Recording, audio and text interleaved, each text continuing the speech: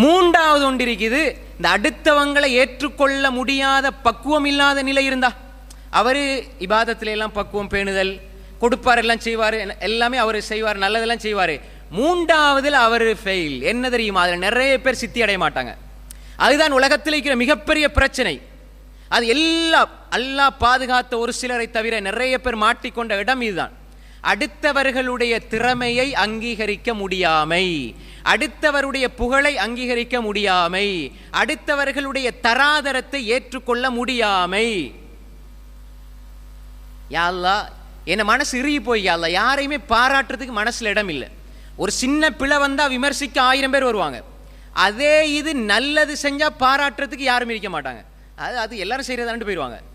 சாதாரணமா பாராட்டுவது, ஊக்குவிப்பது என்பது நபிகளாருடைய மிகப்பெரிய சுன்னா. இது பக்குவப்பட்ட உள்ளத்தால மட்டும்தான் செய்ய இயலும். சும்மா கூனி குறுகி போன இறுகி போன நெஞ்சால செய்ய இயலாது. நம்ம என்ன சொல்லுவோம், யாராவது ஒருவரை புகழ்ந்தா நீங்க மண்ணள்ளி போடுங்க அப்படின்னு ஹதீஸை காட்டுவோம். அந்த ஹதீஸை நம்ம தவறாக விளங்கி வச்சிருக்கிறோம். யாராவது ஒருவரை அவர்கிட்ட இல்லாத ஒன்றை சொல்லி புகழ்ந்து ஏதாவது எதிர்பார்த்து புகழ்ந்தா தான் இது சொல்லப்பட்டதை தவிர, இருக்கிறத புகழ்ந்தா ஒன்றும் பிரச்சனை கிடையாது. அவர் இஹ்லாஸை பார்த்துக்கொள்ளாது, அவரோட சம்மந்தப்பட்டது. நான் உங்களை புகழ்றேன், நீங்கள் நல்லவர், நீங்கள் எப்படி செஞ்சீங்க, மாஷா அல்லாஹ், அல்லாஹ் உங்களை கண்ணியப்படுதுன்னு புகழ்றது தப்பே கிடையாது. அபூபக்கர் ஃபில் ஜன்னா என்பதை விட உலகத்தில் புகழ் வேற என்ன இருக்குது? நீங்கள் உலகத்தில் வெற்றி பெற்றுட்டீங்க, முதலாம் புள்ள வந்துட்டீங்க, நல்லா பாஸ் பண்ணிட்டீங்கன்னு சொன்னால் உலகத்தோட சம்மந்தப்பட்டது. அபூபக்கர் நீங்கள் சொர்க்கவாதி, ரசூல்லா மௌத்தா போய் அவங்க எவ்வளோ காலம் வாழ்ந்தாங்க? உமர் சொர்க்கவாதி, ரசூல்லா மௌத்தா போய் எவ்வளோ காலம் வாழ்ந்தாங்க? உஸ்மான் சொர்க்கவாதி, ரசூல்லா மௌத்தா போய் எவ்வளோ காலம் வாழ்ந்தாங்க? அபூபக்கர் நீங்கள் சொர்க்கவாதின்னு சொல்கிற புகழை விட வேற ஏதாவது புகழ் இருக்குதா? அப்புறம் அபூபக்கர் ரசூல்லாக்கு மண்ணள்ளி போட்டாங்களா? அந்த விட வேற என்ன புகழ் இருக்குது? சாத் இப்னு அபீ வக்காஸ் சொர்க்கவாதின்னாங்க. அப்ப இதை விட ஒரு உலகத்தில் ஒரு புகழ் இருக்குதா? நீங்க சொர்க்கவாதி, நீங்க அப்படி, நீங்க இபாதத்தாரி, அந்த ஆளி, இந்த எதை வேண்டாலும் சொன்னாலும் அதுக்கு அடுத்த ஒன்று இருக்குது, இஹ்லாஸ், சொர்க்கம் என்று ஒன்று இருக்குது. சொர்க்கவாதின்னு நீங்க ரசூல்லா சொல்லிட்டாங்க. அல்லாஹ் சூரா நஜ்ம்ல சொல்றான், வமா யன்திகு அனில் ஹவா இன் ஹுவ இல்லா வஹ்யு யூஹா, அவர் மனோயிச்சின் அடிப்படையில் பேசுவதில்லை, அவர் வஹ்யைத்தான் பேசுகிறார்டா. ரசூலா விளையாட்டுக்கு சொன்னாங்களா? அப்ப பாராட்டுறது, ஊக்குவிக்கிறது என்பது ஹதீஸை தவறா புரிஞ்சுக்கிட்டோம். சில மன்னர்கள்ட்ட போய்த்து அவங்ககிட்ட இல்லாத புகழ்ந்து என்ன செய்வாங்க? காசு பணத்தை எடுப்பாங்க, அவங்ககிட்ட இந்த பரிசுகளை பெறுவாங்க. இப்படி செஞ்சாங்க. அதே மாதிரி ஏதாவது சாதிச்சு கொள்றதுக்கு வீணா புகழ்ந்தாங்க. இப்படி பொய்ய சொல்லி புகழ்ந்தா மண்ணள்ளி போடுங்க, இருக்கிறத புகழ்ந்தா அவங்களுடைய இஹ்லாஸை பாதுகாத்துக் கொள்ளுங்க, மண்ணள்ளி போட தேவையில்லை. ஏன்னா ரசூல்லா எவ்வளவு புகழ்ந்திருக்கிறார்கள். அன்புக்குரிய சொல்ல ஹதீஸை நம்ம தவறாக புரிந்து கொண்டோம். இதற்கு ஏராளமான சான்றுகள் இருக்கிறது. ரசூலுல்லாஹ் எத்தனை பேரை எப்படி புகழ்ந்தார்கள் என்பதற்கு ஏராளமான சான்றுகள் இருக்கிறது. அபூபக்கர் உமரை புகழ்ந்திருக்கிறார், உமர் அபூபக்கரை புகழ்ந்திருக்கிறார் ரலியல்லாஹு அஜ்மஈன். ஆனால் நாங்கள் இஹ்லாஸை பாதுகாத்துக் கொள்ளணும். என்னை பற்றி சொல்லும் பொழுது நீங்கள் அப்படி, நீங்கள் எப்படின்னு சொல்லும் பொழுது, ஓ நான் அப்படி தான், அதை விட கூட நாங்களும் சேர்ந்து சொன்னால் அது இஹ்லாஸ் பறிபயிரும், அது முகஸ்துதி, அது கூடாது. அன்புக்குரிய சகோதரர்களே, புகழ வேண்டும், ஊக்குவிக்க வேண்டும், அதற்கு நெஞ்சம் விரிவடைய வேண்டும். இந்த 3 இடத்திலையும் நெஞ்சம் விரிவாக வேண்டும். நாங்கள் பேசுகிற இந்த 3 விஷயத்தையும் நாங்கள் தெளிவாக புரிந்து கொள்ளணும். முதலாவது, ரப்பி ஷ்ரஹ் லி சத்ரி. மூசா அலைஹிஸ்ஸலாம், ஹாரூன் அலைஹிஸ்ஸலாம், அதே மாதிரி நபிமார்கள், இவங்களோட அகீதா நம்பிக்கை தெளிவாக இருந்தது. மூசா அலைஹிஸ்ஸலாத்தினுடைய அகீதா நம்பிக்கை தெளிவாக இருந்தது. ஆனால் அவர்களுடைய காரியம் கொஞ்சம் கஷ்டமாகும் பொழுது, நெஞ்சு கொஞ்சம் அவங்களுக்கு கஷ்டமாகுது என்று அவர் நினைக்கிற பொழுது, கஷ்டமானதல்ல, அவர் நினைச்ச பொழுது சொன்னார், ரப்பி ஷ்ரஹ் லி சத்ரி, கொஞ்சம் விசாலமாக்கி அல்லாஹ். அப்ப அந்த ஒரு தன்மை 2வது பகுதி. 3வது நாங்கள் சொன்ன மாதிரி அடுத்தவங்களை ஏற்றுக்கொள்ளுங்க, அடுத்தவங்க நல்லது செஞ்சா கொஞ்சம் ஊக்குவிங்க, பாராட்டுங்க, ஊக்குவித்து பாராட்டி நல்லது செய்ய வைங்க. அபூபக்கர் ஃபில் ஜன்னா என்ற சொன்ன வார்த்தை, அபூபக்கர் சொர்க்கவாதின் ரசூலா சொன்ன வார்த்தை அபூபக்கருக்கு பயத்தை கூட்டியது. ரசூல்லா சொர்க்கவாதின்னு சொல்லிட்டாங்களே, அதை நான் அடைஞ்சு கொள்ளணுமே, மௌத்தோரை பாதுகாக்கணுமே என்று அவங்க வாழ்ந்தாங்க. அந்த நம்பிக்கை எங்கிட்ட வரணும். யாராவது புகழ்ந்தா எங்களுக்கு பயம் வரணும். என்ன தெரியுமா? நான் இல்லாத இவங்க புகழ்றாங்களோ, இல்லாத நினைச்சு புகழ்றாங்க, எனக்கும் அல்லாஹ்க்கும் இடையில தனிப்பட்ட விஷயத்துல நான் எவ்வளோ பிழை செய்கிறேன், அல்லாஹ் என்ன மன்னிக்கணும், தௌபாவின் பால் நாங்கள் செல்லணும், அது எங்களுடைய பக்குவம். ஆனா நாங்க மனசை திறந்து, எனக்கு முடிய இல்லை, நீங்க அவர்கிட்ட கேளுங்க, எனக்கு தெரியாது மூத்தவங்ககிட்ட கேளுங்க, எனக்கு இது செய்ய முடியாது அவர்கிட்ட போய் அதை ஒப்படைங்க, எல்லாத்துக்கும் நாரடி, எனக்கு தாங்க நான் செய்கிறேன். அப்படி அல்ல. நான் என்ன மட்டும்தான் புகழணும், என்ன மட்டும்தான் பாராட்டணும், நான் மட்டும்தான் செய்யணும், எனக்கு மட்டும்தான் ஏழும் என்று வந்தால் இது தற்பெருமை. ஷைத்தான் அவனுக்கு பிடிச்ச பெரிய நோய் இதுதான். என்ன யா அல்லாஹ், சைத்தானுக்கு முதலாவது ஏற்பட்ட பெரிய ஒரு பிரச்சனை தான் இந்த கிபிர். நான் மட்டும்தான், நான் தான் பெரிய ஆள், நான் ஆதமோட சிறந்தவன், அந்த எண்ணம் வந்தது. அவன் சபிக்கப்பட்டு கொண்டிருக்கிறான். அது எங்கிட்ட வரவே கூடாது.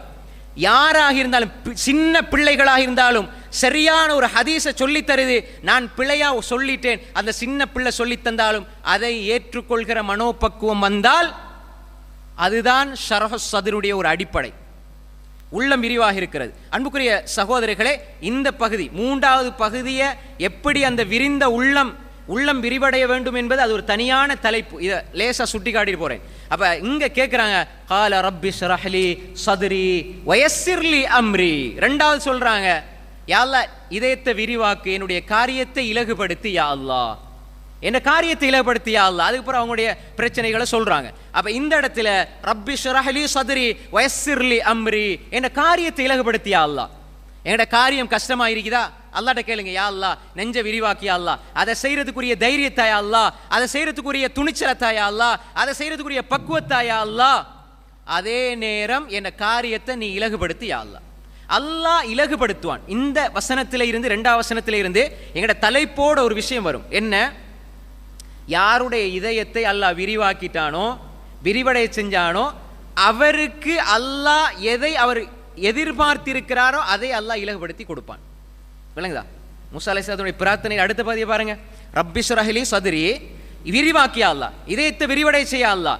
ரெண்டாவது வயஸ்ஸிர் லி அம்ரி, என்ற காரியத்தை எனக்கு இலகுபடுத்தியா அல்லாஹ்.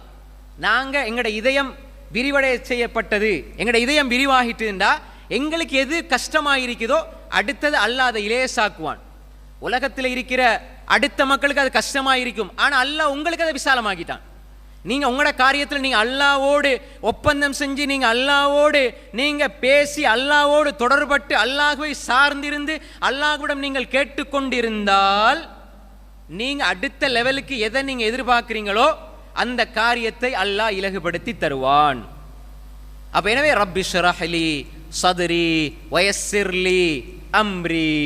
அப்ப காரியம் லேசுபடுத்தப்படும். இதை அல்லாஹ் தஆலா குர்ஆன்ல சொல்றான். ரசூல் ஸல்லல்லாஹு அலைஹி வஸல்லம் அவங்களுக்கு அல்லாஹ் சொல்றான். என்ன சொல்றான்? அலம் நஷ்ரஹ் லக ஸத்ரக். இதுலயும் மூன்றாவது விஷயம் என்னென்றால், அல்லாஹ் தஆலா இதயத்தை விரிவாக்கினால் அல்லாஹ் அங்கு அவருடைய நம்பிக்கையை அல்லாஹ் சீராக்கி வைப்பான். ரெண்டாவது, அவருடைய இதயம் விரிவடைந்து விட்டால் அந்த இதயத்திற்குள்ளே ஒரு வகையான அமைதி இருக்கும். அது அல்லாஹ் இந்த அத்தியாயத்தில், இந்த வசனத்தில் சொல்றான். அலம் நஷ்ரஹ் லக ஸத்ரக் வவதஅனா அன்க விஸ்ரக். அடுத்த வசனத்தை பாருங்க. உங்கள் முதுகை முறித்து கொண்டிருந்த சுமையை அல்லாஹு தஆலா என்ன செஞ்சான்? நீக்கி விட்டான். உங்களை விட்டு அல்லாஹ் சுமையை எடுத்து விட்டான். உங்களோட கஷ்டத்தை அல்லாஹ் போக்கிட்டான்.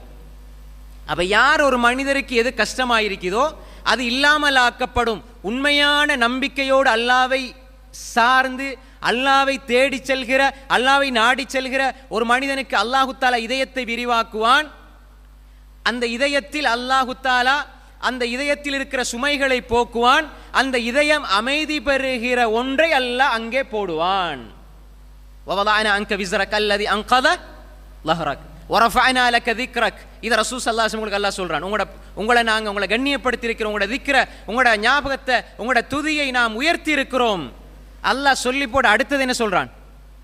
ஃபஇன்ன மஅல் உஸ்ரி யுஸ்ரா. இது ரெண்டு முறை சொல்றான். இன்ன மஅல் உஸ்ரி யுஸ்ரா. கஷ்டத்துக்கு பின்னால் லேசுன்னு மொழிபெயர்ப்போம்.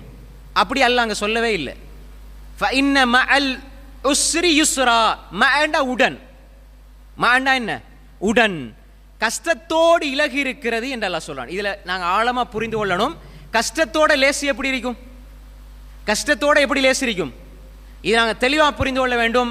உண்மையான அகீதாவில், உண்மையான கொள்கையில் தௌஹீதை சுமந்திருக்கிறவர்களுக்கு இது புரியும்.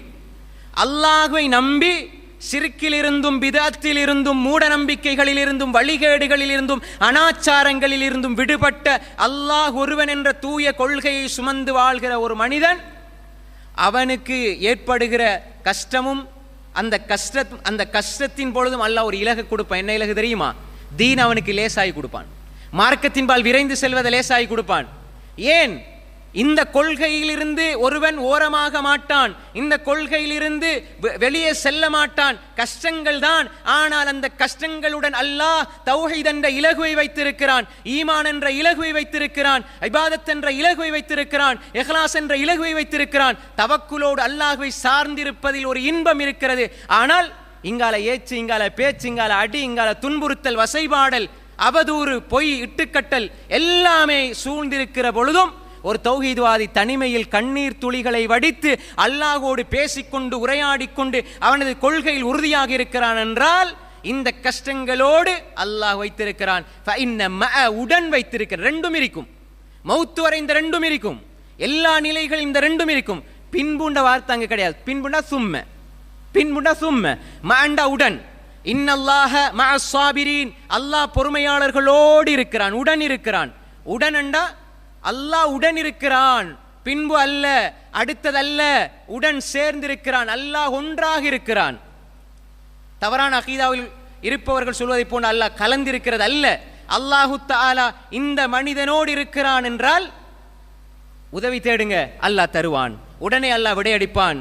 நீங்க கஷ்டத்துல கையேந்துங்க, பொறுமை செய்யுங்க, கையேந்துங்க, அல்லாஹ் தருவான். அல்லாஹ் எப்பொழுதும் உங்களுக்கு உதவி செய்து கொண்டிருப்பான். எனவே அல்லாஹ் சொல்றான், நபியே அலம் நஷ்ரஹ் லக சத்ரக், உங்களோட இதயம், உங்களோட சதுர், உங்களோட உள்ளத்தை அல்லாஹ் விரிவாக்குகிறான். அல்லாஹ் விரிவாக்கவில்லையான்னு அல்லாஹ் கேட்கிறான். அப்ப எனவே அல்லாஹு தஆலா ஒரு மனிதனுடைய உள்ளத்தை விரிவடை செய்யணும். விரிவடைய செஞ்சா நாங்க முதலாவது அடிப்படை என்ற உள்ளம் எதற்காக விரிவடையணும்? தௌஹீதுக்காக.